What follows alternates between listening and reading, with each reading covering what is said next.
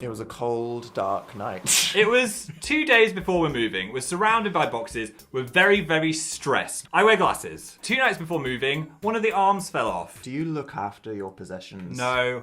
I'm going to take permanent action and super glue this back together. I've used this glue before. I remember the glue has a child safety lid on the top, right? One of those ones that's just impossible to take off. It's impossible. I'm a child. I can't do that. You got to squeeze it, flip it upside down, tap 3 times, say, abracadabra, please, Daddy Glue, open and give me your secret juice. And then it'll go, wah! Can't get this lid off. So I was like, what's wrong with it? It must be stuck. But I know this is a special nozzle, so I put it in my mouth to try and yank it. What?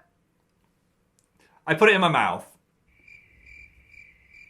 Here's the thing. The child safety lid was already off. And guess what happened? The little glue congestion came off and I felt a little something go into my mouth. But I did a big swallow. I was like, that was a strange swallowing sensation. It was literally 2 a.m. We'd had such a long day, so busy. And I'm just like, I am ready to knock out. Yes. And Phil goes, Dan, guess what I just did? Or almost just did. Blah, blah, blah. Put the glue in my mouth. But don't worry, I didn't swallow any glue. But oh my God, Dan, imagine how bad it would have been if I just swallowed a load of super glue. Yes, Phil. Yeah. It would have been bad if you did that. Good thing you didn't. 3 minutes later, I started to overthink it. And I was like, what if I did swallow a bit of glue?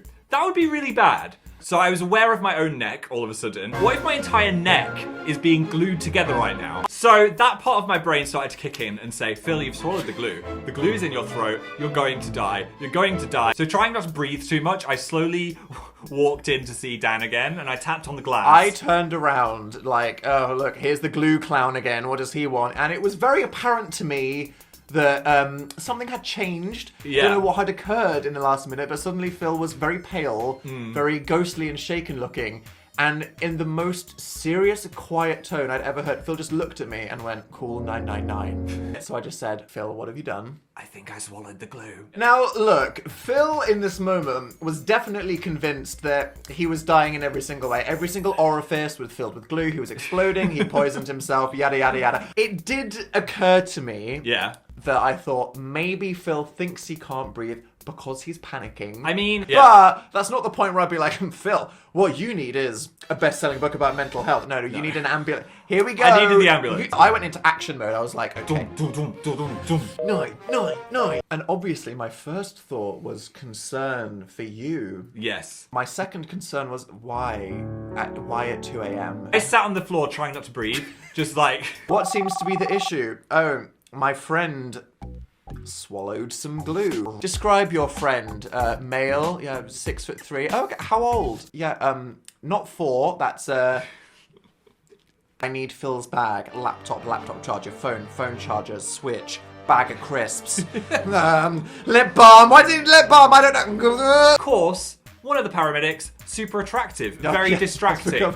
Obviously, you get the hot paramedic when you have the most embarrassing medical incident. What seems to be the problem? I ate some glue. Chewing some glue at 2 a.m. You know how it goes. Dan wasn't allowed in the ambulance, so I had to go in. They were very nice, actually. The guy was like, okay, firstly, mate, you're talking to us, which means you can breathe. Good start. Very good start.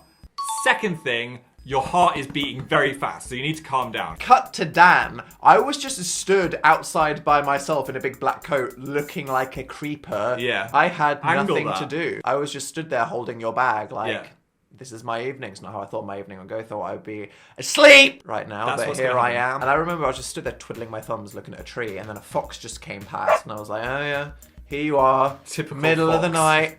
Rummaging through a bin. Maybe you could smell my panic. Same. It was like, there's some food ready to eat. How you going? So they said, look, we know you can breathe, but you might still have swallowed some, so we're going to take you to hospital as a precaution. Get you checked out. So I was like, can Dan come? I'm scared. And they said, no, absolutely not. They came out to greet me and said, hi, are you the friend of the glue guy?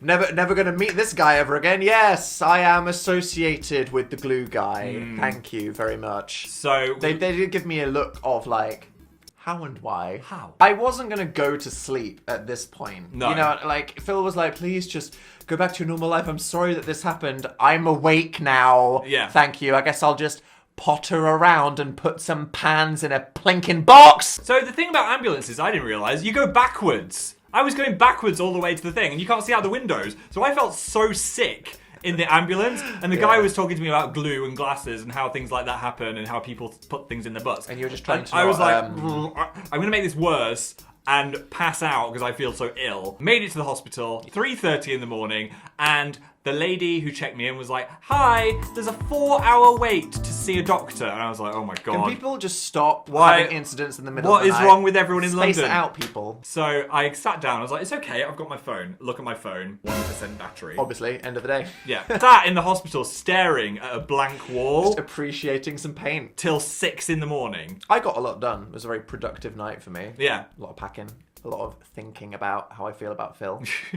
When you don't have your phone, 3 a.m. in a London hospital is still quite an interesting place to people watch. Yes. I got called in. The doctor was like, you ate super glue? What's wrong with you? And I explained the whole story. By and he this was- point, you probably had stopped feeling a certain amount of shame. You were like, just deal with it. Yeah, I ate the glue. Here's the thing. He had a look in my throat and said, I probably did swallow a glue. Dun dun dun. Dun dun Uh-oh. dun. But like I said, it was in my food pipe, and he said throats have regenerating cells. So every 2 or 3 days, the whole of the throat is a brand new throat. So he said probably the third thing that's happening is you had a panic attack, which caused your throat to close Everything up. to be worse. Yeah. So he said, you're fine, go home, go to bed, and have a couple of days rest. I couldn't because I had to move house. Yeah, I was you're like, like, great. thank you. I will not be resting. Thankfully, I used the final 0.01% of my battery to get a car home. I crept in because I was like, surely Dan has gone to bed. I just greeted him like that. Well, I mean, look, I was incredibly sympathetic. Yeah. I was also very annoyed. I'm never going to live this down. And yet, I was like, you are back. You are alive.